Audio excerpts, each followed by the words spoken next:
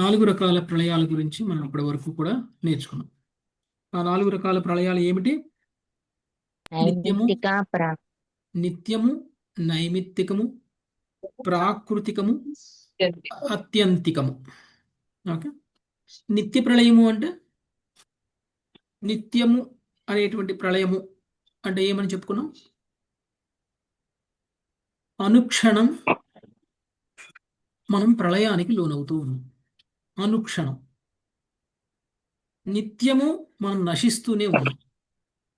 కాలగమనంలో మనము ప్రతిరోజు క్షీణిస్తూనే ఉన్నాం. ప్రతిరోజు నశిస్తూనే ఉన్నాం. ప్రతి క్షణము నశిస్తూనే ఉన్నాం.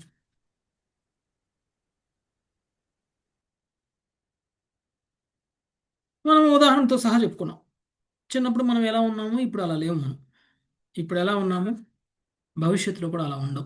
మన రూపాలు మారిపోతూనే ఉన్నాయి. మన శరీరంలో ఉన్నటువంటి ప్రతి కణము మరణిస్తుంది, కొత్త కణము ఉత్పన్నమవుతుంది.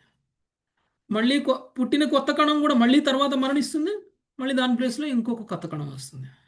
అంటే శరీరం అనేటువంటిది కణాలతోటి తయారైంది. వివిధ కణాలతోటి తయారైంది. ఈ కణాలు ఇప్పుడు ఏదైతే ఉందో అదే కణం చనిపోయేంత వరకు అలానే ఉంటుందా అంటే ఉండదు. ఒకవేళ గనక మనలో ఉన్నటువంటి కణాలన్నీ గనక చనిపోయి కొత్త కణాలు గనక రాకపోతే మనం పుట్టినప్పుడు ఎలా ఉన్నామో మరణించేటప్పుడు కూడా అలానే ఉండాలి. అర్థమైనా? అప్పుడే పుట్టినటువంటి శిశువు ఎలా ఉంటుందో మరణించేటప్పుడు కూడా శిశువు అలానే ఉండాలి. ఎందుకు మనలో మార్పులు ఇన్ని వస్తున్నాయి? మనం పెరుగుతున్నాం, ముసలివాళ్ళం అవుతున్నాం, మరణిస్తున్నాం. అనుక్షణం మన కణాలన్నీ చనిపోతూ ఉన్నాయి, కొత్త కణాలు పుడుతూ ఉన్నాయి. కాబట్టి దీన్ని నిత్య ప్రళయం అంటారు. ఓకే, ఇది నిత్య ప్రళయం. ఇక రెండవది నైమిత్తిక ప్రళయం. కల్పాంతంలో వచ్చేటువంటి ప్రళయాన్ని నైమిత్తిక ప్రళయము అని అంటారు. ఒక కల్పం అంటే బ్రహ్మదేవుడి యొక్క ఒక పగటి సమయం. ఒక పగటి సమయం కంప్లీట్ అయిపోయిన తర్వాత వచ్చేటువంటి ప్రళయం నైమిత్తిక ప్రళయం.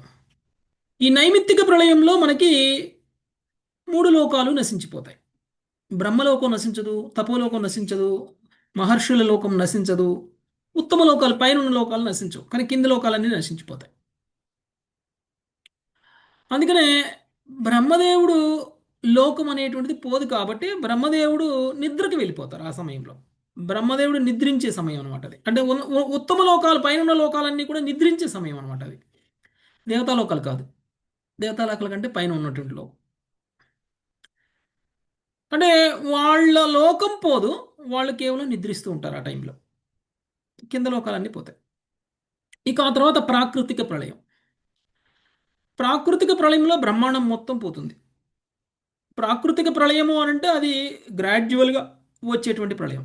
కొన్ని వంద వంద సంవత్సరాల పాటు సూర్యకాంతి విపరీతంగా రావడం వలన అనావృష్టి ఏర్పడుతుంది. అంతేకాదు, ఈ అనావృష్టి కారణంగా చాలామంది నశించిపోతారు. సరే, ఈ సూర్యకాంతి నుంచి తప్పించుకునేటువంటి వాళ్ళు కూడా ఉంటారు. సూర్యుడి యొక్క వడదెబ్బకి అందరూ చనిపోతున్నారా అండి? ఎంతో కొంతమందే పోతారు, ఎంతో కొంత పర్సంటేజ్ పోతారు. కానీ ఈ సంవర్ధక అగ్ని అనేటువంటిది ఒకటి ఉంటుంది కదా, సంవర్ధక అగ్ని. అది సంకర్షణుడి యొక్క ముఖం నుంచి వస్తుంది. సంకర్షణుడు ఎక్కడ ఉంటారు? సంకర్షణుడు ఎంత ఉంటారు ప్రభుజీ? భూమికి కింద ఉంటారు. భూమికి. సంకర్షణుడు అంటే కింది నుంచి సంకర్షణుడి యొక్క నోట్లో నుంచి వచ్చేటువంటి ఈ సంవర్ధక అగ్ని సూర్యుడి కంటే ఎక్కువ వేడిని సృష్టిస్తుంది. సమస్త విశ్వము కూడా కాలిపోయేంత, భస్మం అయిపోయేంత అగ్ని సంవర్ధక అగ్ని వస్తుంది. కింది నుంచి సంవర్ధక అగ్ని, పైనుంచి సూర్యుడి యొక్క వేడి కారణంగా ఎవరు ఎటు తప్పించుకోలేరు. మ్యాక్సిమం ఇందులోనే మసి అయిపోతారు. సమస్త బ్రహ్మాండం కూడా మసి అయిపోతుందంట. ఈ 2 రకాల వేడుల వలన కలిగినటువంటి ఉష్ణం, దానివల్ల కలిగినటువంటి అగ్నితోటి ఏర్పడినటువంటి మేఘాలు ఏవైతే ఉన్నాయో అవి కూడా దిట్టంగా నల్లగా ఉంటాయి. అవి కూడా 100 సంవత్సరాల పాటు ఆకాశాన్ని అలానే ఉంటాయి, పోవన్నమాట. అంత పెద్దగా ప్రళయం అనేటువంటిది ఏర్పడుతుంది. ఆ తరువాత ఇంకొక 100 సంవత్సరాల పాటు వర్షం కంటిన్యూస్గా కురుస్తూనే ఉంటుందన్నమాట, ఆగకుండా. ఇప్పుడు మనకి వర్షం సీజన్లో వర్షం సీజన్లో వరుసన 3 రోజులు పడితేనే మనం తట్టుకోలేం. మధ్యలో ఒకసారి తెరపిచ్చి మళ్ళీ వర్షం పడాలి. మధ్యలో తెరపి అయిపోతే మన పరిస్థితి ఏంటండి? ఆ? బట్టలు ఎండవు అంతా. మన పనులు ప్రభుజీ, మన బట్టలు పనులు ఎండకపోతే పర్వాలేదు మాతాజీ, ఆ, డ్రైనేజీలోంచి నీళ్లు ఇంట్లోకి వచ్చేస్తాయి. అవునవును. ఓకే, అలాంటి ఒక పరిస్థితి ఏర్పడుతుంది. కానీ మరి 100 సంవత్సరాల పాటు ఎడతెరపి లేకుండా వన్ వర్షం కంటిన్యూస్గా కురిస్తే ఏమైనా మిగులుతుందా అసలు? మొత్తం నశించిపోతుంది, మొత్తం మునిగిపోతుంది, బ్రహ్మాండం మొత్తం మునిగిపోతుంది నీళ్ళలో. ఇక ఆ సమయంలో పంచభూతాలు విలయం చెందుతాయి, అహంకారము విలయం చెందుతుంది, పంచభూతాలతో పాటు మొత్తం భౌతికమైనటువంటి ప్రకృతి మొత్తం కూడా విలయం చెందుతుంది. అప్పుడు బ్రహ్మాండం కూడా పోతుంది, అంటే బ్రహ్మదేవుడి లోకం కూడా పోతుంది. అంటే బ్రహ్మ యొక్క 100 సంవత్సరాల తర్వాత వచ్చేటువంటి ప్రళయం ప్రాకృతిక ప్రళయం. ఈ ప్రళయంలో బ్రహ్మదేవుడి లోకంతో సహా మొత్తం పోతాయి. ఉత్తమ లోకం బ్రహ్మదేవుడి లోకం ఈ భౌతిక విషయంలో అది కూడా పోయింది అంటే ఇంకేం మిగలలేదని అర్థం. సో ఇది ప్రాకృతిక ప్రళయం. ఇంకొక ప్రళయం ఉంది,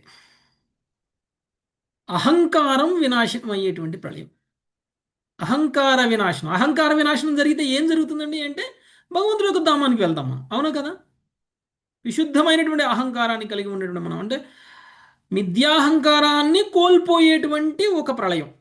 దీన్ని యాక్చువల్గా ప్రళయం అనాలా?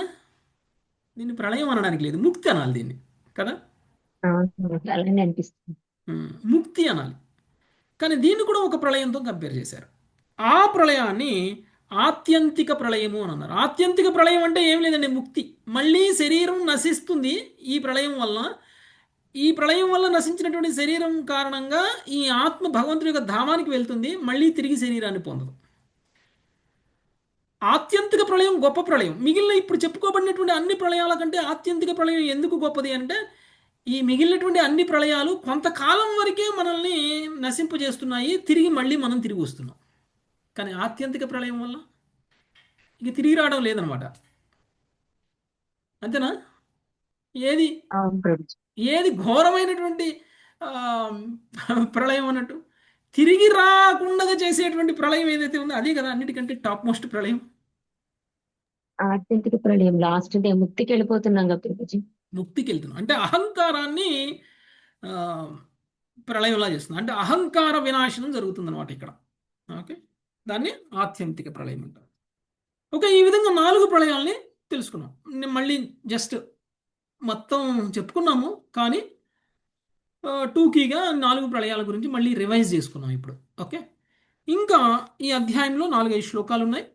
ఈ శ్లోకాల్లో ఈ 4 రకాల ప్రళయాలు ముగిసిన తర్వాత, ఈ 4 రకాల ప్రళయాల గురించి వర్ణించిన తర్వాత ఇంకా కొంచెం వివరణ అనేటువంటిది ఇస్తున్నారు. దాన్ని మనము చదువుకొని నెక్స్ట్ అధ్యాయానికి వెళ్దాం. 39 ప్రమీల మాతాజీ.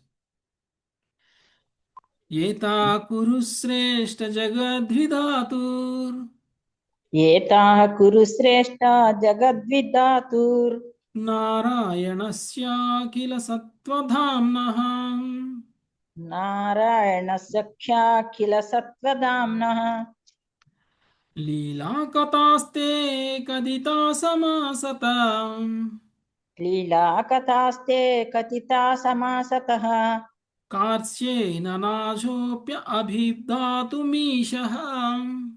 వాత్యేన నాజోహ్యభిధాతుమీశః.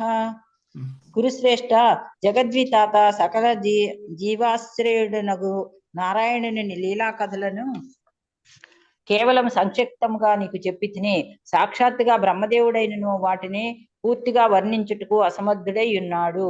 హరే కృష్ణ ప్రభుజీ, దండోత్ ప్రణామ్. ఓకే, సుఖదేవ్ గోస్వామి చెప్తున్నారు కురుశ్రేష్ఠ ఎవరిని ఉద్దేశించి? పరీక్షణ్ మహారాజును ఉద్దేశించి. జగద్విధాత సకల జీవుల ఆశ్రయుడు ఒక నారాయణ లీలాకథను కేవలం సంక్షిప్తంగా నీకు చెప్పాను. ఇప్పటి వరకు 11 స్కందాల పాటు సుఖదేవ గోస్వామి పరీక్షణ్ మహారాజుకు చెప్పింది చాలా సంక్షిప్తంగా చెప్పారు. సంక్షిప్తం కాదా అండి? అమ్మ చాలా ఎక్కువ ప్రభుజీ, చాలా వివరంగా చెప్పారు. దాన్ని సంక్షిప్తం అంటున్నారు. అంటే ఇంకా వివరంగా చెప్తే ఇంకెంత ఉండదో ప్రభుజీ. ఇంకెంత ఉందో. ఇప్పుడు అట్లా కాదు మాతాజీ, ప్రచేతసులు ఎన్ని సంవత్సరాలు తపస్సు చేశారు? 10,000 సంవత్సరాలు. 10,000 సంవత్సరాలు. 10,000 సంవత్సరాల పాటు చేసిన తపస్సుని 3 శ్లోకాల్లో చెప్తే సంక్షిప్తం కాకపోతే ఏమనాలి మిమ్మల్ని? అవును ప్రభుజీ, అంతే కదా. తర్వాత ప్రచేతసులు తపస్సు చేసి వచ్చిన తర్వాత ఎన్ని సంవత్సరాలు పాలించారు? 60,000 సంవత్సరాలు పాలించారు. మరి 60,000 సంవత్సరాల పాలనని ఒక అధ్యాయంలో చెప్తే సంక్షిప్తంగా చెప్పినట్టు కదా. అంతే ప్రభు, ఇంకా వివరంగా చెప్తే ఇంకెంత ఉండేదో. సో, మరి శ్రీకృష్ణుడి యొక్క లీలల మొత్తాన్ని ఒక స్కందంలో చెప్పారు, 10వ స్కందంలో. అవును. ఒక స్కందంలో ఆ లీలలన్నీ వర్ణించడానికి ఒక స్కందం సరిపోతుందా? 10వ స్కందం అవును ప్రభుజీ. చాలు, సంక్షిప్తంగా చెప్పారు. అంటే భగవంతుడికి సంబంధించినటువంటి లీలా వర్ణన అనేటువంటిది నేను నీకు చేశాను, కానీ అది చాలా సంక్షిప్తంగా చేశాను. కానీ ఎంత గొప్ప అంటే ఈ లీలలు సాక్షాత్తు బ్రహ్మదేవుడు కూడా వర్ణించడానికి అసమర్థుడే. ఓకే, భగవంతుడి యొక్క లీలల్ని వర్ణించడానికి విశుద్ధ భక్తుడై ఉండాలి. అవునా కదా? ఉం? ఎలానో చెప్పనా? ఒక ఉదాహరణ భక్తుడైతేనే అన్ని తెలుస్తాయి భగవంతుడి గురించి. ఉం. కృష్ణుడు వెన్న దొంగిలించినప్పుడు గోపికలకు జుట్లు ముడి వేసినప్పుడు గోపికలు తయారు చేసినటువంటి తిండి పదార్థాలన్నీ కూడా దొంగిలించేసినప్పుడు ఆయన చేసినటువంటి లీలని గోపికలు వర్ణిస్తే ఇంకా రమ్యంగా ఉంది. అది గోపికలు పోయి యశోదమాతకి చెప్తే యశోదమాత లోపల ఎక్కడెక్కడో ఆనందాన్ని పొందింది. అది ప్రత్యక్షంగా చూసినటువంటి గోపికలకి కలగనటువంటి ఆనందం గోపికల ద్వారా వర్ణించబడినప్పుడు యశోదమాతకి ఆనందం కలిగింది కదా. కాబట్టి భగవంతుడి యొక్క లీలలను భక్తుడు వర్ణిస్తే భక్తుడి యొక్క భావం తోడవుతుంది, భగవంతుడి మీద భక్తుడికి ఉన్నటువంటి ప్రేమ తోడవుతుంది. అప్పుడు ఆ వర్ణన ఇంకా గొప్పగా ఉంటుంది, అది ఇంకా రుచికరంగా మారుతుంది. మీరు చెప్పినప్పుడు యశోదామాత కంటే ఎక్కువ మేము కూడా సంతోషించాం ప్రభుజీ. అలా మనం భగవంతుడి యొక్క లీలలని మనము భక్తుల ద్వారానే వినాలి. సుఖదేవ గోస్వామి కూడా పూర్తిగా చెప్పలేకపోయాను, నేను కేవలం సంక్షిప్తంగా చెప్పాను. నేను సుఖదేవ గోస్వామి లాంటి గొప్ప వ్యక్తులే భగవంతుడి యొక్క లీలల యొక్క వర్ణనను పూర్తిగా చేయలేకపోయారు. ఇక బ్రహ్మదేవుడు లాంటి వాళ్ళు ఇంకా ఏం చేయగలుగుతారు అని చెప్తున్నారు. బ్రహ్మదేవుడు కూడా వర్ణించడం అసమర్థుడై ఉన్నారు అని చెప్తున్నారు.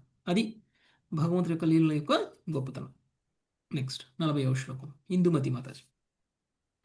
సంసార సింధు మతి దుస్తరముత్తితీర్షోర్ సంసార సింధుమతి దుస్తరముత్తితీర్షోర్ నాణ్య ప్లవో భగవత పురుషోత్తమస్య నాణ్యః ప్లవో భగవతః పురుషోత్తమస్య లీలాకతారస నిషేవనమంతరేణ లీలాకతారసనిషేవణమంతరేణ పుంసో భవేద్వివిధ దుఃఖదవార్ధితస్య పుంసో భవేద్వివిధ దుఃఖదవార్ధితస్య వివిధ దుఃఖాగ్నుల యందు పీడితుడగు వాడు దుస్తరమగు సంసార సాగరమును దాటగోరువాడునగు మనుజునికి భగవంతునికి లీలాకథల దివ్య రసాస్వాదనము తప్ప అన్యమగు తగిన నావయే లేదు. భాష్యము. భగవల్లీలను పూర్తిగా వర్ణించుట అసాధ్యమైనను వాటి పాక్షికమగు కీర్తనమైనను మనుజుని దుస్సాహమగు సంసార దుఃఖముల నుండి రక్షించును. సంసార జ్వరము శ్రీమద్ భాగవతమునందు చక్కగా వర్ణింపబడినట్టి భగవల్లీలా నామములనేది ఔషధముతోనే తొలగిపోగలదు. హరే కృష్ణ. వివిధ దుఃఖాగ్నుల యందు పీడితులకు వాడు దుస్తరమగు సంసార సాగరమున దాటగోరునగు వాడును అగు మనుజునికి భగవంతుని లీలాకథల దివ్య రసాస్వాదనమును తప్ప అన్యమగు తగిన నావయే లేదు. నావ ఎందుకు కావాలి? ఒక ఒడ్డు నుంచి ఇంకొక ఒడ్డుకు తీసుకెళ్ళడానికి నావ కావాలి. ఎవరైతే నిజంగా సముద్రాన్ని దాటాలి అనుకున్న వాళ్ళో వాళ్ళకి నావ కావాలి, అంతేనా? సముద్రాన్ని నిజంగా దాటాలి అనుకునే వ్యక్తికి నావ కావాలి. అలానే ఈ భౌతిక బంధనాలన్నింటినీ కూడా తెంచుకొని బద్ధ జీవుడుగా మనం ఇప్పుడు ఈ బద్ధ జీవన స్థితి నుంచి బయటపడాలి అని అనుకుంటే మనకి నిజమైనటువంటి నావ ఏమిటి? ఈ భవసాగరాన్ని దాటడానికి అంటే అది భగవంతుడి యొక్క లీలలు. ఓకే, అవి భగవంతుడి యొక్క లీలా కథల దివ్య రసాస్వాదనం ఏదైతే ఉందో అది నావ. అలాంటి నావకి మించినటువంటి నావ ఇంకొకటి లేదు. మీరు కనుక ఆ నావ ఎక్కారు అని అంటే మీరు 100% భవసాగరాన్ని దాటగలుగుతారు. మరి ఇంకే నావ ఎక్కినా గ్యారంటీ లేదు. ఓకే, భగవంతుడి యొక్క లీలల్ని రసాస్వాదనం చేయగలిగేటువంటి ఒక మాధ్యమంలోకి మనం రావాలి. ఓకే, ఆ ఇంట్రెస్ట్ మనకు కావాలి. భగవంతుడి యొక్క లీలలను వర్ణించడం కూడా పూర్తిగా సాధ్యం కాదు, అసాధ్యమే. అయినా కానీ ఆ పాక్షికమైనటువంటి కీర్తనం వలన కూడా మనుషునికి నావని దాటగలుగుతాడు. సంసార సాగరం నుంచి బయటపడగలుగుతాడు. Okay, next.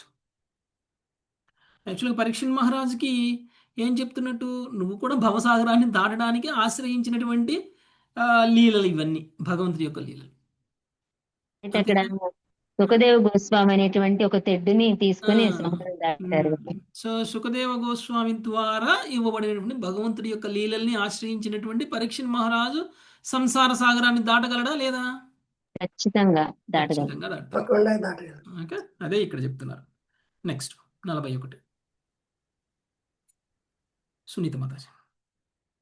పురాణ సంహితామేతాం ఋషిర్నారాయణో వ్యయః పురాణ సంహితామేతాం ఋషిర్నారాయణో వ్యయః నారదాయ పురా ప్రాహ కృష్ణద్వైపాయనాయ సహ. నారదాయ పురా ప్రాహ కృష్ణద్వైపాయనాయ సహ. భావం: పూర్వము ఈ పురాణ సంహిత అమోఘుడగు నరనారాయణ ఋషిచే నారదమునికి చెప్పబడింది. పిదప అతడు దానిని కృష్ణద్వైపాయన వ్యాసునకు వివరించెను. ఏదైతే ఈ పురాణం ఉందో భాగవత పురాణం, ఈ పురాణ సంహిత అమోఘుడుగు నరనారాయణుచే నారదుడికి వివరించబడింది. నారదుడు ఎవరికి వివరించారు? వ్యాసదేవుడికి వివరించారు. ఆ విధంగా కృష్ణద్వైపాయన వ్యాసుడు దానిని సుఖదేవ గోస్వామి ద్వారా మనకి ఇవ్వడం అనేటువంటిది జరిగింది. నెక్స్ట్ 42 అంటే ఏంటి? పరంపరలో వచ్చింది జ్ఞానం. జ్ఞానం పరంపరలో వచ్చింది అని. అంటే బ్రహ్మగారు కాదా ప్రభుజీ చెప్పింది నారదుడికి? బ్రహ్మదేవుడి ద్వారా కూడా వచ్చింది. ఆ, బ్రహ్మదేవుడు డైరెక్ట్గా దీక్షా గురువు. ఓకే, ఆ. భగవంతుడు శిక్షా గురువు ఆయనకి, ఓహో, నరనారాయణ. ఇదే వింటున్నా. నాకు ఇప్పటిదాకా బ్రహ్మదేవుడి నుంచే నారదుడికి వచ్చింది అనుకుంటున్నా. లేదు లేదు, భగవంతుడి నుంచి బ్రహ్మదేవుడికి, బ్రహ్మదేవుడి నుంచి నారదుడికి. ఇప్పుడు డైరెక్ట్గా ఇప్పుడు మనం మన గురు మహారాజ్ ద్వారా కూడా పొందుతున్నాం జ్ఞానం, అలానే ప్రభుపాదుల వారి ద్వారా కూడా పొందుతున్నాంగా. ఎస్ ఎస్ అలా. సో రెండు ప్రామాణికమే కదా. ఎస్. సో జగద్గురు అయినటువంటి శ్రీకృష్ణ భగవాను నుంచి పొందింది కూడా, బ్రహ్మదేవుడి నుంచి పొందింది కూడా రెండు సేమే అవుతాయి. దీక్ష గురువులాగా అనుకోవాలి, అంతే కదా. దీక్షా గురువులాగా అనుకోవాలి. 42 నాగలక్ష్మి మాతాజీ. సవై మహ్యం మహారాజ భగవాన్ బాదరాయణ. సవై మహ్యం మహారాజ భగవాన్ బాదరాయణ. ఇమాం భాగవతీం ప్రీతః సంహితాం వేద సంహితాం. ఇమాం భాగవతిం ప్రీతః సంహితాం వేద సంహితాం. పరీక్షణ్ మహారాజా, మహాశక్తిశాలి యొక్క శ్రీల వ్యాసదేవుడు 4 వేదములకు తుల్యమైనటి ఈ శ్రీమద్ భాగవతంను నాకు బోధించాను. వ్యాసదేవుడు ఎవరికి ఇచ్చారు? సుఖదేవ గోస్వామికి ఇచ్చారు. 4 వేదాల తుల్యమైనటువంటి, అంటే శ్రీమద్ భాగవతం చదివితే 4 వేదాలు చదవం అవసరం. 4 వేదాలకు సమానమైనదే శ్రీమద్ భాగవతం. 4 వేదాలు చదివితే మీకు ఏమైనా అర్థమవుతాయో కావో కానీ శ్రీమద్ భాగవతం చదివితే గ్యారంటీగా అర్థమవుతుంది. అవునా కదా? 4 వేదాలు చదవడం వల్ల మనకి భగవంతుడి మీద ప్రేమ కలుగుతుందో లేదో కానీ శ్రీమద్ భాగవతం చదవడం వల్ల మాత్రం భగవంతుడి మీద ప్రేమ కలుగుతుంది. అవునా కదా? ఖచ్చితంగా ప్రభుజీ. భగవద్గీత కూడా కానీ అంతే అంట కదా వేదాల ప్రభుజీ. యొక్క సారాంశం ఏదైతే ఉందో, వేదాల యొక్క మెసేజ్ ఏదైతే ఉందో, ఆ మెసేజ్ భాగవతంలో చెప్పబడిన విషయమే కదా. ఒక శ్లోకాన్ని మనం అర్థం చేసుకోవాలంటే ఒక పేజీ భాష్యం రాస్తే అర్థమవుతుంది, అవునా కదా. ఎస్ ప్రభు. ఎస్ ప్రభు. మరి అంత గొప్ప 4 వేదాలని అర్థం చేసుకోవాలంటే ఆ వేదాల యొక్క సారానికి భాష్యమే ఇది శ్రీమద్ భాగవతం. మొత్తం శ్లోకాలన్నీ కూడా వేదాంత సూత్రాల సారం శ్రీమద్ భాగవతం, అవునా కదా. వేదాంత సూత్రాలు అంటే ఏంటి? వీటిలో ఉండండి మాధవి. కృష్ణుని తెలుసుకోవడమే, శ్రీకృష్ణుడు తెలుసుకోవడమే. వేదాంత సూత్రాలు అని అంటే వేదాల యొక్క సమ్మరి, వేదాలలో టాప్ మోస్ట్ విషయాలు, వేదాలలో చెప్పబడినటువంటి టాప్ మోస్ట్ విషయాలకి భాష్యమే శ్రీమద్ భాగవతం. అంటే ఏంటి? ఇప్పుడు వేదాల్లో చాలా విషయాలు చెప్పున్నాయి, వేదాల్లో కర్మకాండ కూడా చెప్పుంది, కానీ వేదాంత సూత్రాల్లో కర్మకాండలు శ్రీకృష్ణుడు ఉండవు. గురించి. కర్మకాండలు ఉండవు. వేదాంత సూత్రాలు అంటే ఓవరాల్ వేదం యొక్క ఎసెన్స్, సారాంశం. ఆ సారాంశాన్నే మనం అర్థం చేసుకోలేం కాబట్టి ఆ వేదాంత సూత్రాలకి భాష్యంలానే శ్రీమద్ భాగవతం, భాగవత పురాణం. ఓకే, అంటే వేదాలకి భాగవతానికి ఏం తేడా లేదు, అంతేనా. వేదాలకి భాగవతానికి ఎలాంటి తేడా లేదు. అది అందుకనే వేదాలకు తుల్యమైనటువంటి శ్రీమద్ భాగవతం నాకు ఎవరు బోధించారు అని సుఖదేవ గోస్వామి చెప్తున్నారు అంటే ద్వైపాయన వ్యాసదేవుడు బోధించారు. నెక్స్ట్ 43వ శ్లోకం లావణ్య మాతాజీ. ఇమాం వక్ష్యత్యసౌ సూత ఋషిభ్యో నైమిషాలయే. ఇమాం వక్ష్యత్యసౌ సూత ఋషిభ్యో నైమిషాలయే. దీర్ఘసత్రే కురు శ్రేష్ఠ సంపృష్ట సౌనకాదిభిః. దీర్ఘసత్రే కురు శ్రేష్ఠ సంపృష్ట సౌనకాదిభిః. కురుశ్రేష్ఠ మన ఎదుట ఆసీనుడై ఉన్నట్టి సూత గోస్వామియే నైమిసారణ్యమున మహాయజ్ఞం నందు సమకూడిన ఋషులకు ఈ భాగవతమును చెప్పగలడు. సౌనకాది సభాసదులచే ప్రశ్నింపబడినంతటా అతడు ఆ రీతిగా చేయును. శ్రీమద్ భాగవతం నందలి 4 రకములైన ప్రళయములు అను 12 స్కందంలోని 4వ అధ్యాయమునకు కృష్ణ కృపామూర్తి శ్రీ శ్రీల ఏసీ భక్తి వేదాంత స్వామి ప్రభుపాదుల వారి వినమ్ర శిష్య ప్రణీతమగు భాష్యము సమాప్తము. హరే కృష్ణ ప్రభు. పరంపర ఇక్కడతో ఆగుతుందా? మరి ఇప్పుడు ఈయన పరీక్ష మహారాజు చెప్తే పరీక్ష మహారాజు తర్వాత శరీర త్యాగం చేసేసి వెళ్ళిపోతారు, మరి పరంపర ఆగిపోయినట్టేనా అక్కడ? ఆగదు ప్రభుజీ. ఆగదు. ఆగదు. సూత సుఖదేవ గోస్వామి ఉన్నారు అక్కడ. అవును.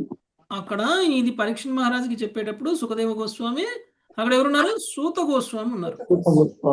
ఈ సూత గోస్వామి ఎవరైతే ఇప్పుడు నా ముందు కూర్చొని ఉన్నారో ఆ సూత గోస్వామి నైమిషారణ్యంలో సౌనకాది ఋషులు అడిగినటువంటి ప్రశ్నలకి సమాధానంగా మళ్ళీ ఇదే భాగవతాన్ని అక్కడ ఆయన బోధిస్తారంటే భవిష్యత్తు వాణి అనమాట. ఇది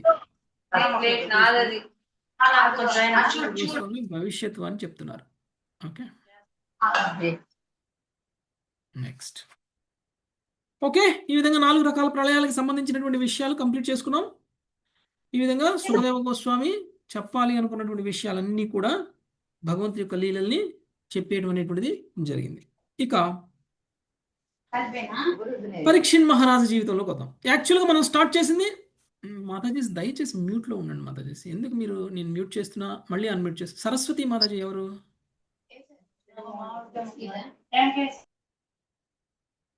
ఓకే, సో మనం ఎక్కడ మొదలు పెట్టాం శ్రీమద్ భాగవతాన్ని?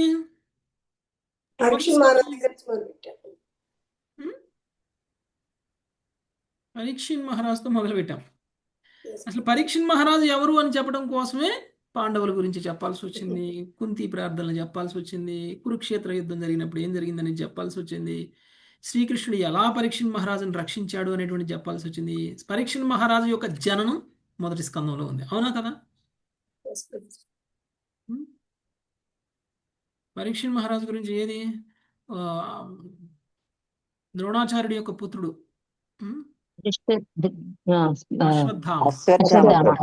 అశ్వత్థామ చేసినటువంటి బ్రహ్మాస్త్రానికి సంబంధించినటువంటి స్టోరీ మొత్తం చెప్పుకున్నామా మొదటి స్కందంలో?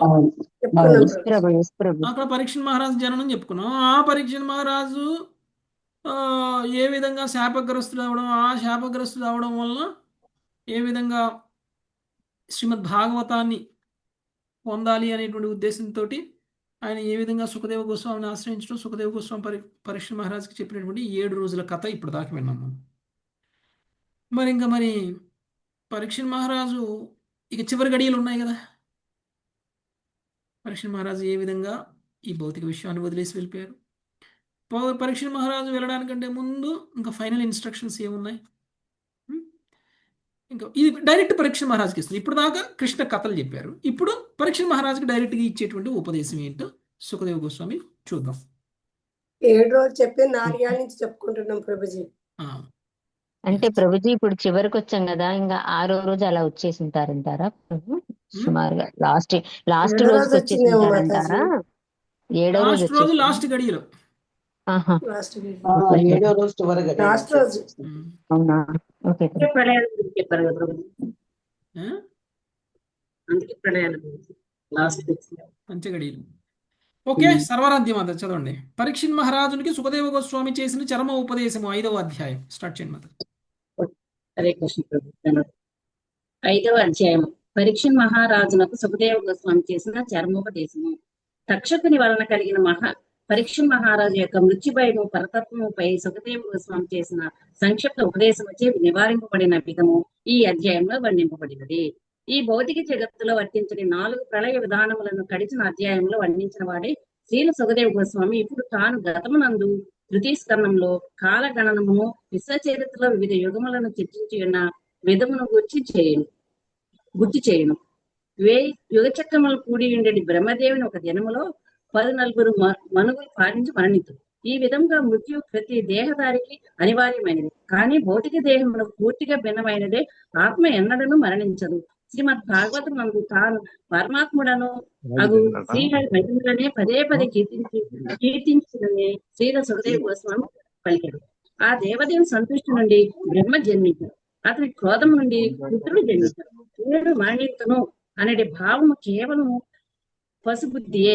ఏలయన పూర్వము అస్తిత్వము లేకుండా జన్మము స్థితిని కలిగి ఉండుట, మరణము వంటి దైహిక స్థితులను ఆత్మ పొందదు. దివ్యజ్ఞానముచే దేహము యొక్క సూక్ష్మము మానసికావరణము నశించినప్పుడు దేహమునందు ఆత్మ తిరిగి తన స్వరూపము ప్రదర్శించగలదు. తైలము, ప్రమిద, వత్తి, అగ్ని అను వాని కలయికచే దీపమును తాత్కాలిక అస్తిత్వము కలిగినట్లు ప్రకృతి విఘ్నములను సంఘాతముచే భౌతిక దేహం తయారదు. జన్మ సమయమున భౌతిక దేహము ప్రకటమై కొంత తడవు జీవనం ప్రదర్శించును. తుదకు ప్రకృతి గుణముల కలయిక లయించగా దేహం మరణములకు గురియగు. ఇది దీపం ఆరిపోవడంతో పోల్చినగును. నీవు వాసుదేవుని ధ్యానం అందే స్థిరంగా నెలకొనము. ఆ విధంగా తక్షకుని కాటు నీపై ప్రభావం చూపకుండును అని సుఖదేవ గోస్వామి రాజుతో పలికను. Thank you. Okay, so Sukhadeva Goswami పరీక్ష మహారాజుకి చేస్తున్నటువంటి చరమ ఉపదేశం. ఓకే, డీటెయిల్డ్గా చూద్దాం. సుఖోమలి మాతాజీ. శ్రీ సుఖ ఉవాచ అత్రానువర్ణ్యతే భీక్ష్ణం విశ్వాత్మా భగవాన్ హరి. అత్రానువర్ణ్యతే భీక్ష్ణం విశ్వాత్మా భగవాన్ హరి. యస్య ప్రసాదజో బ్రహ్మ రుద్ర క్రోధ సముద్భవః. యస్య ప్రసాదజో బ్రహ్మ రుద్ర క్రోధ సముద్భవః. సుఖదేవ గోస్వామి పలికెను. ఎవని సంతుష్టి నుండి బ్రహ్మదేవుడు ఉద్భవించను, ఎవని క్రోధము నుండి రుద్రుడు ఆవిర్భవించను, అట్టి విశ్వాత్ముడు దేవదేవుడు శ్రీహరిని ఈ శ్రీమద్ భాగవతం వివిధ కథల యందు విపులంగా వర్ణించబడినది. ప్రభుపాదుల వారి భాష్యం. శ్రీల విశ్వనాథ చక్రవర్తి ఠాకూరులు ఈ శ్లోక భాష్యంలో శ్రీమద్ భాగవతములకు విస్తారమైన సారాంశమును వసగిరి. సుఖదేవ గోస్వామి వివరించినట్టు శ్రీకృష్ణ భగవాన్ని పట్ల నిబంధనారహితమైన శరణాగతియే సర్వోన్నత జీవన సిద్ధి అనుట ఆ ఆచరణ వాక్యసారము. భగవంతుని పట్ల అట్టి శరణాగతికి బద్ధజీను ఒప్పించి భగవద్గీతను తీసుకొని పోవుటయే శ్రీమద్ భాగవతం యొక్క ఏకైక ప్రయోజనం. హరే కృష్ణ. ఓకే, సో ఏది కృష్ణ కథ? కృష్ణ కథ అని దేనిని అంటారు అంటే కృష్ణుడి ద్వారా చెప్పబడింది కృష్ణ కథ, కృష్ణుడు గురించి చెప్పబడింది కృష్ణ కథ. మహాభారతం చూస్తే మహాభారతం మొత్తం కూడా మనకేమనిపిస్తుంది? పౌరాణికమైనటువంటి, అంటే ఒక రాజకీయమైనటువంటి విషయాలు, లేకపోతే సహజంగా ఉండేటువంటి కుటుంబ సమస్యలు, లేకపోతే ఒక యుద్ధ వాతావరణానికి సంబంధించినటువంటి సన్నివేశాలు, యుద్ధము, ఇవన్నీ ఉన్నాయి. మరి ఇవన్నీ ఉన్నటువంటిది కృష్ణ కథ ఎలా అవుతుంది? మహాభారతం కృష్ణ కథ ఎలా అవుతుంది? మహాభారతంలో మొత్తం ఏమున్నాయండి? అన్నదమ్ముల మధ్య గొడవలు, కుట్రలు, కుతంత్రాలు, రాజకీయాలు, చంపుకోవడాలు, ఒకళ్ళనొకళ్ళు దూషించుకోవడాలు, మంచి డ్రామా. ఇది కృష్ణ కథ ఎలా అవుతుంది? కృష్ణుడు ఉన్నాడు కాబట్టి. కృష్ణ లీలలు కూడా ఉన్నాయి. కృష్ణుడు ఉన్నాడు కాబట్టి కృష్ణ కథ అయిపోయిందంట. ఓకే. ప్రభుజీ అన్నిటికీ కృష్ణుడు సూత్రధారి కాదు ఆయనగా ప్రభుజీ. ఈ కృష్ణుడి ఎందుకు ద్వారా ఈ ఎందుకు జగన్నాటక ఇవన్నీ సూత్రధారి. పెట్టారు అని అంటే, మనకి డైరెక్ట్గా కృష్ణుడు భగవద్గీత ఇస్తే ఎవరికి నచ్చదు కదా. డైరెక్ట్గా కృష్ణుడు భగవద్గీత మీ అందరు వచ్చి కూర్చోండి నీకు భగవద్గీత చెప్తా అంటే ఎవరైనా నచ్చుతారా? లేదు ప్రభు, నచ్చరు. ఒక పిట్ట కథ లాంటిది చెప్పుకుంటూ పోతే ఇంట్రెస్ట్ గా చూస్తుంది. ఒక కథలాగా చెప్పి కథలో మీరు మెసేజ్ని చెప్పాలి, కథలో అసలు విషయాన్ని చెప్పాలి. ఆ కథ కోసం పరిగెత్తుకుంటూ వచ్చి కూర్చుంటాం. అందుకనే మనము భాగవతం చదువుతుంటే ఎవరు రారు, కానీ టీవీ సీరియల్ నడుస్తుంటే టీవీ సీరియల్ ముందు కూర్చుంటాం. ఎందుకు? మనకేం కావాలి? సామాజికమైనటువంటి విషయాలు కావాలి, రాజకీయాలు కావాలి, కుట్రలు కావాలి, కుతంత్రాలు కావాలి, హత్యలు కావాలి, వివాదాలు కావాలి. వివాదాస్పదమైనటువంటి వీడియోకి లక్షల వ్యూలు వస్తాయి, భాగవతానికి 30 వ్యూలు రావు. అవునా కదా? అవునా కదా? ఎవరైనా చూస్తారా భాగవతం చెప్తే? మనం క్లాస్ ఖచ్చితంగా ప్రభుజీ. మనం క్లాస్ చెప్పుకొని వీడియోలో పెడుతున్నాం, వీడియోలు చేస్తున్నాం, ఆ వీడియోని యూట్యూబ్లో పెడుతున్నాం, ఆ యూట్యూబ్ వీడియోని మనం మళ్ళీ నిత్యం భాగవత సేవలో గ్రూప్లో పెడుతున్నాం. గ్రూప్లోనే 500 మంది పైన ఉన్నారు కదా. మన గ్రూప్లో 500 మంది పైన ఉన్నారు. ఎంతమంది చూస్తున్నారు? మన 500 మంది చూసినా 500 మంది చూసినట్టు మనకి తెలుస్తుంది. కానీ మన 500 మందిని వదిలిపెట్టండి, ఇంకా ఎంతమంది అయినా చూసే అవకాశం ఉంది.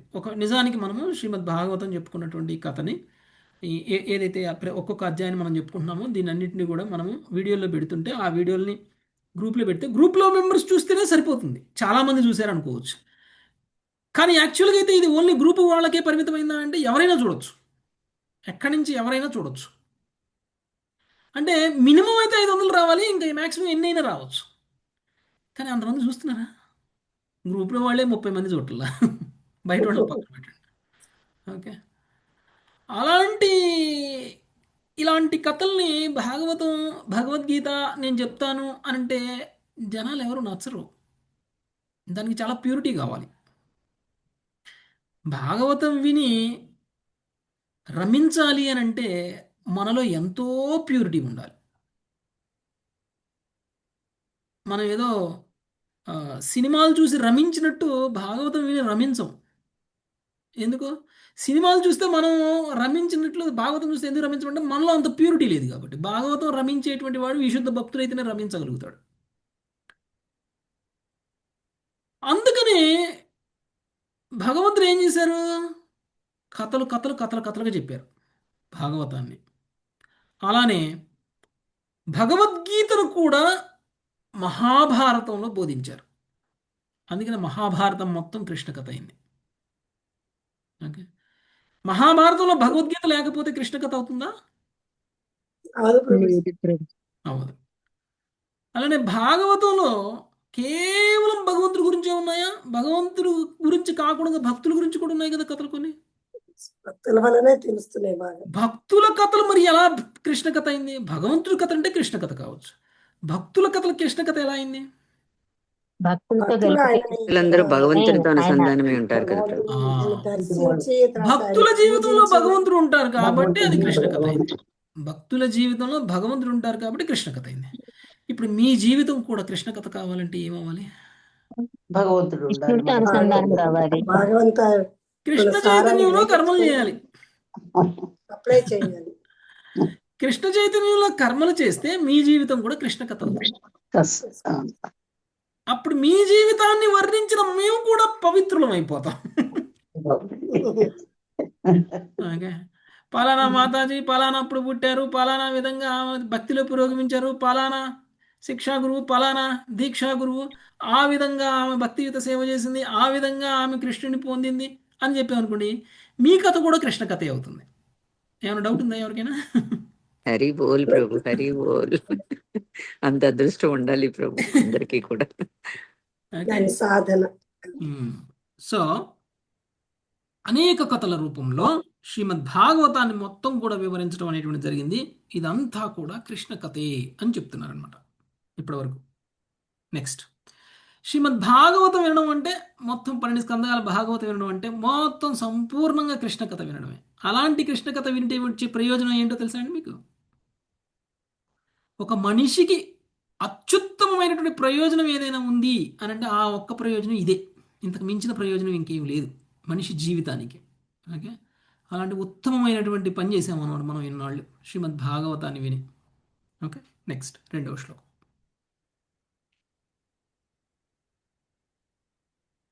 రోజా మాతాజీ.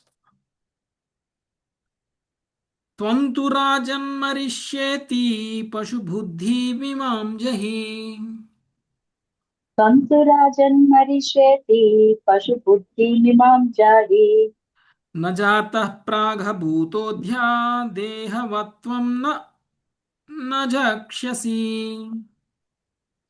న జాత ప్రాగభూతోద్య దేహవత్వం జక్షసి. రాజా, నేను మరణింపగునున్నాను అనేది పశుబుద్ధిని విడిచిపెట్టడము దేహము వలె గాక నీవు జన్మింపలేదు. గతమునందు నీవు లేనట్టి సమయమున లేవు, నీవు ఎన్నడను నశించబోవు. భాష్యము. ప్రథమ స్కందము 1.19.15 చివరన పరీక్షిత మహారాజు ఇట్లు పలికెను.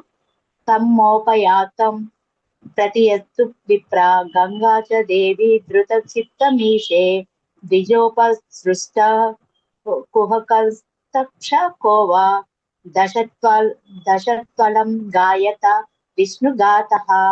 ఓ బ్రాహ్మణులారా, శ్రీకృష్ణ చరణాల బిందులను నేను హృదయమునందు దాల్చిన కారణమున మీరు నన్ను సంపూర్ణ శరణాగతుడైన వానిగా అంగీకరింపుడు. భగవత్పతి నిధి అయిన గంగా జనని సైతము నన్ను ఈ రీతిగానే అంగీకరించుగాక. తక్షకుడు గాని లేక బ్రాహ్మణుడు సృష్టించిన మరి ఏ మాయ గాని తక్షణమే నన్ను కాటువేసిన వేయుగాక.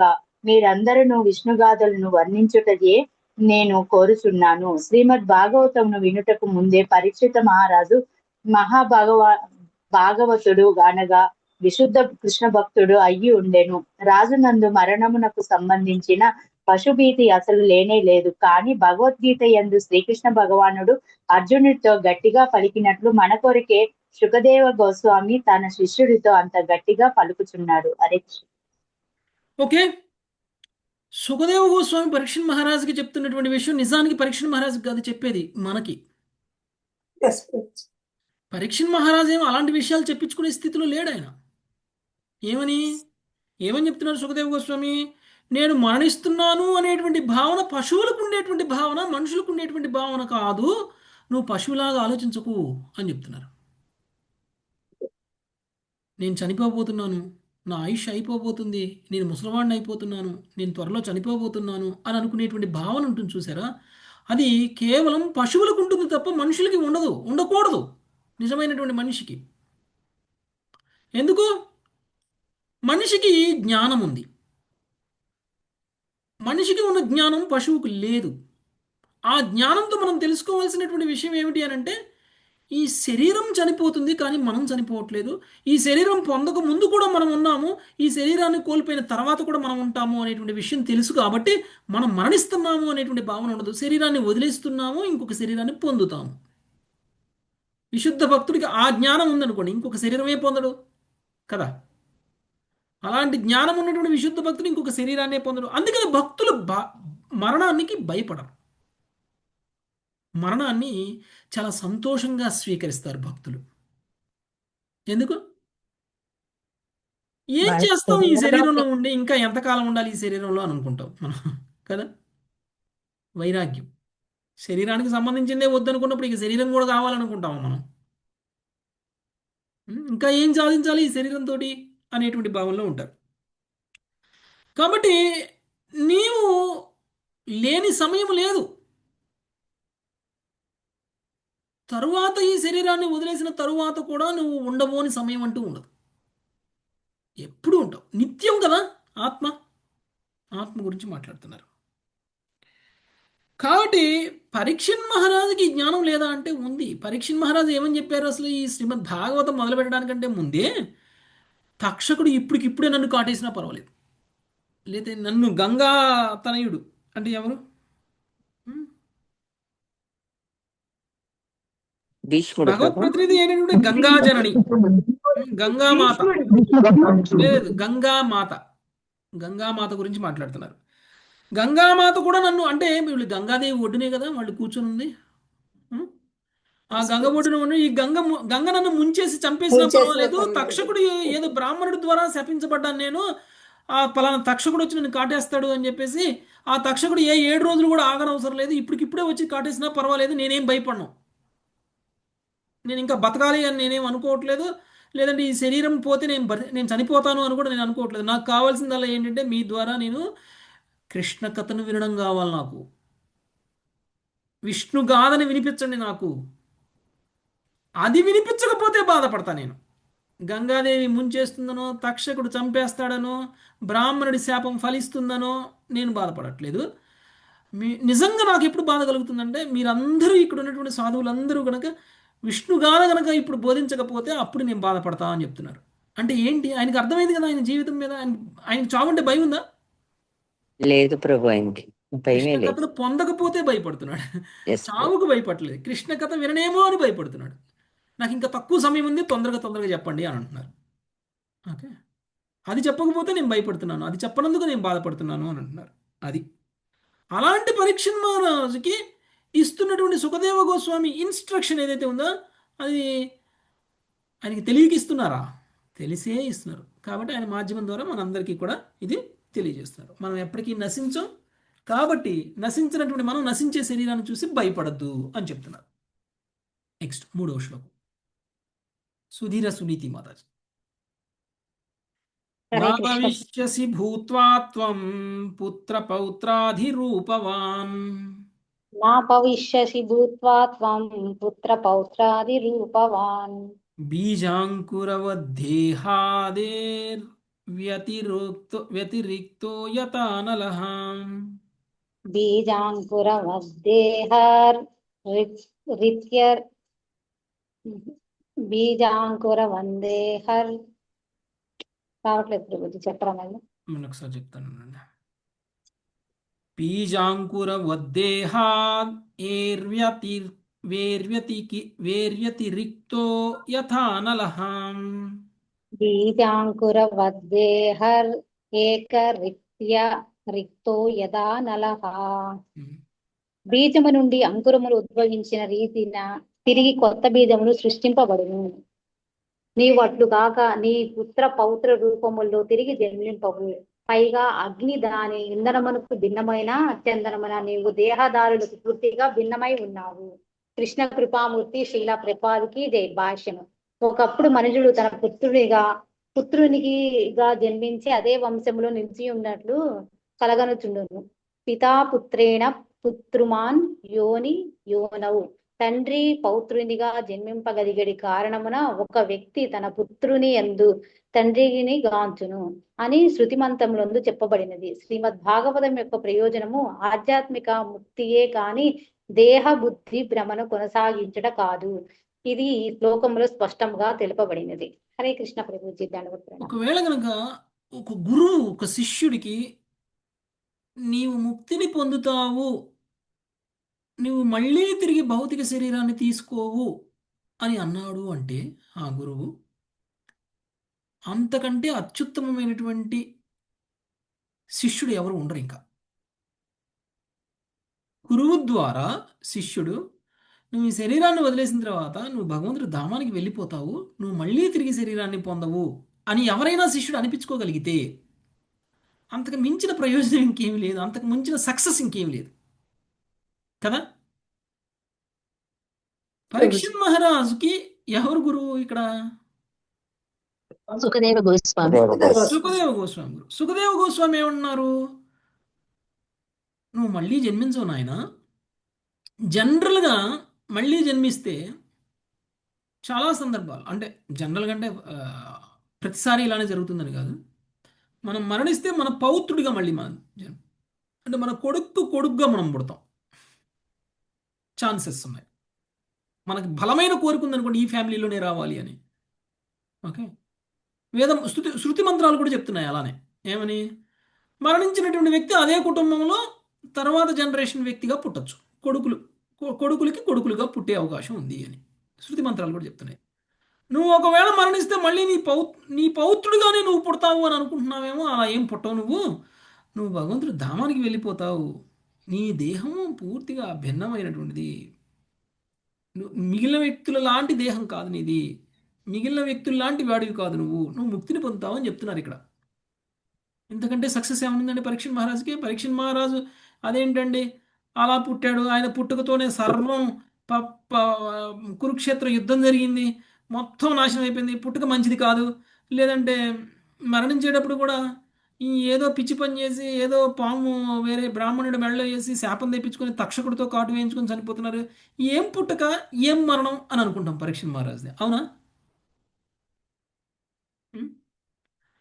అలాంటి పుట్టుక ఏంటి, అలాంటి మరణం ఏంటి, ఇందులో దివ్యత్వం ఏముంది అని అనుకుంటాం మనం. పుడుతూనే భగవంతుడిని చూశాడు, పుట్టక ముందే భగవంతుడిని చూశారు, భగవంతుడితో రక్షింపబడ్డాడు పరీక్షిత్ మహారాజు.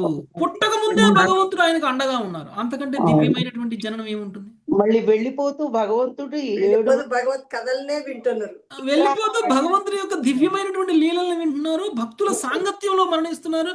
ఆ భక్తులు కూడా ఎంతమంది ఉన్నారండి? ఒకళ్ళు ఇద్దరు చిన్న చిన్న సామాన్య భక్తులు కాదు. భాగవతం వచ్చింది కదా ప్రభుజీ. శ్రీమద్ భాగవతాన్ని ప్రపంచానికి అందించే మరణం అందించారు. అంతకంటే దివ్యమైన మరణం ఇంకేమైనా ఉంటుందా? మరణం ఉండదు, పుట్టుక కూడా రాదు. పుట్టుక దివ్యమైనది, మరణం కూడా దివ్యమైనది. కాబట్టి నీ మరణంతో మళ్ళీ దివ్యమైనటువంటి మరణం పొందినటువంటి వ్యక్తి మళ్ళీ శరీరాన్ని పొందుతాడా? భగవంతుడి ధామానికి వెళ్తారు. అదే చెప్తున్నారు అనమాట పరీక్షిత్ మహారాజ్కి సుఖదేవ గోస్వామి. ఓకే, నెక్స్ట్ 4వ శ్లోకం. లక్ష్మీ రూపమాతాజీ. స్వప్నే యథా శిరచ్ఛేదం పంచత్వాధ్యాత్మనః స్వయం. స్వప్నే యథా శిరచ్ఛేదం పంచద్వాధ్యాత్మనః స్వయం. యస్మాత్ పశ్యతి దేహస్య తత ఆత్మా హ్యజోమరః. యస్మాత్ పశ్యతి దేహస్య తత ఆత్మా హ్యజోమరః. స్వప్నమునందు ఒకడు తనకు చిరచ్ఛేదము కలిగినట్లు చూడవచ్చును. ఆ విధముగా అతడు తాను స్వప్నానుభవమునకు భిన్నముగా ఉన్నట్లు అవగతము చేసుకొనును. అట్లే జాగృతావస్థలో అతడు తన దేహము పంచభౌతికమైనట్లు గాంచగలడు. కనుక దర్శింపబడేది దేహము కన్నను ఆత్మ భిన్నమైనదని, ఈ పుట్టుక లేనిది అమరమైందని ఎరుగవలెను. అరే, నిద్రపోయేటప్పుడు వచ్చినటువంటి కళలో మన యొక్క శిరస్సును ఖండించినట్లు కనుక మనకు కళ వచ్చింది అనుకోండి, నిద్ర మేల్కోగానే మనకి ఏమని అర్థమవుతుంది? నేను చావలేదు, ఆ నిద్రలో చంపబడింది నేను కాదు, అది నిజం కాదు అని మనకు జ్ఞానం వస్తుందా లేదా? తెలుసు. దానికి ఏమైనా మనం ఏమైనా ఫీల్ అవుతామా? ఏం ఫీల్ కావు. ఓకే, అదేదో కళ, పీడ కళ అనుకుంటాం. అలానే జాగృత అవస్థలో ఉన్నప్పుడు మన దేహము పంచభూతాత్మకమైనది అనేటువంటి విషయాన్ని తెలుసుకున్నటువంటి మనము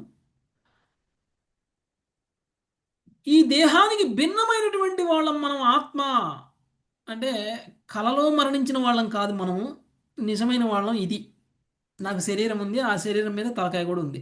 ఒకవేళ కలలో మరణించినట్లయితే, నిజంగానే మరణించినట్లయితే ఇప్పుడు మన శరీరం మీద తలకాయ ఎందుకు ఉంటుంది? ఉండదు కదా. అంటే కళలో చూసింది నిజం కాదు కదా. అలానే ఈ శరీరం ఏదైతే ఉందో అది నిజం కాదు, అసలు వాడు వేరు. ఈ శరీరానికి కలిగేటువంటి భావాలు, ఈ శరీరానికి కలిగేటువంటి కష్టాలు, దుఃఖాలు ఇవన్నీ కూడా ఆత్మకి కాదు అని తెలుసుకోగలుగుతాం మనం కూడా అని చెప్తున్నారు. అది భిన్నమైనటువంటిది ఆత్మ శరీరానికి అనేటువంటి విషయం తెలుస్తుంది.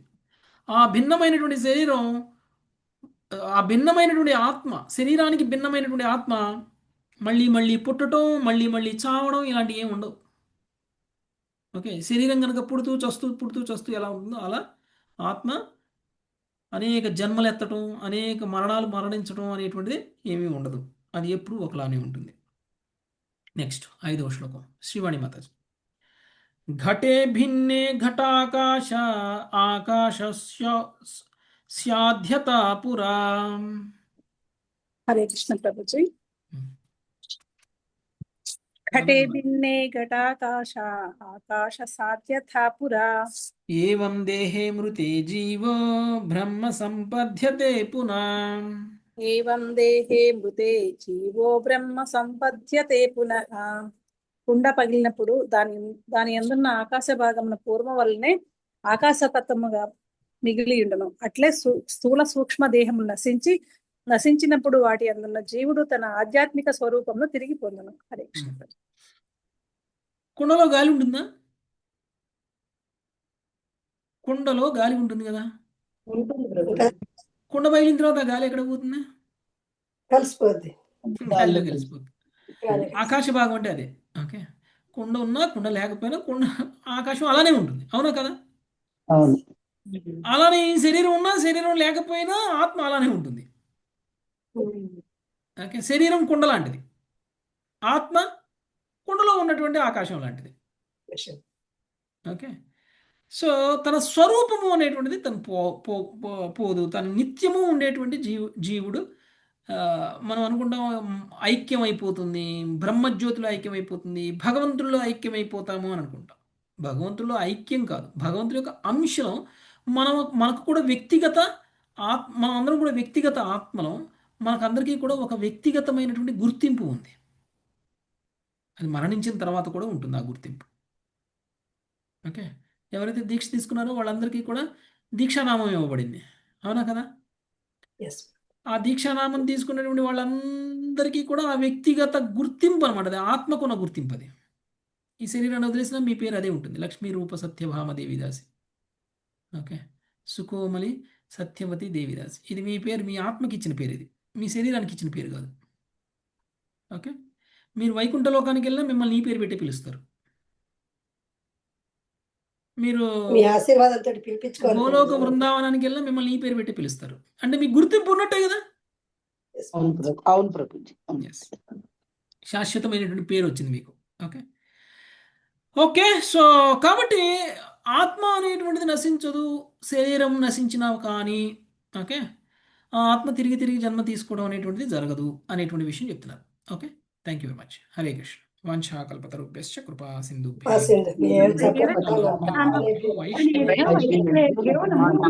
హరే కృష్ణ హరే కృష్ణ కృష్ణ కృష్ణ హరే రామ హరే రామ రామ హరే కృష్ణ ప్రభు హరే కృష్ణ ధన్యవాదాలు.